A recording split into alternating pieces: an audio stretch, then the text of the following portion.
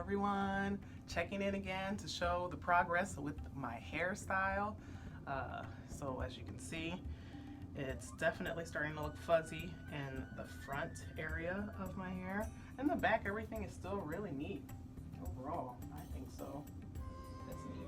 And I like that over time it's just become, my curls have just completely taken over the braids and twists.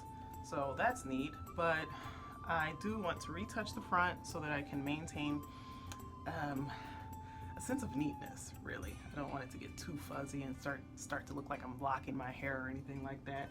And you see I kind of have already started with these four. I'm going to go ahead and do it with the rest because it's just really too fuzzy. It's too fuzzy. But here we are. How long has it been? 3 weeks? Yeah, 3 weeks in, and 3 weeks to go before I'm going to remove these braids and twists. So much, it's gonna be a job. But that's okay, because I look forward to see what is the overall growth, and you should stay tuned. Okay, so I'm back, and the retouch is complete. I've laid down the baby hairs, so I'm feeling real cute right now.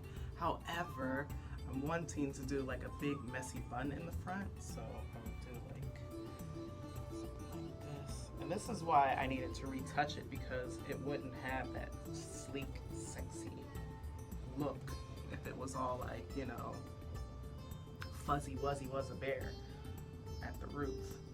All right, so that's not nearly as big of a bun as I'd like, but it's all good. I'll make it bigger.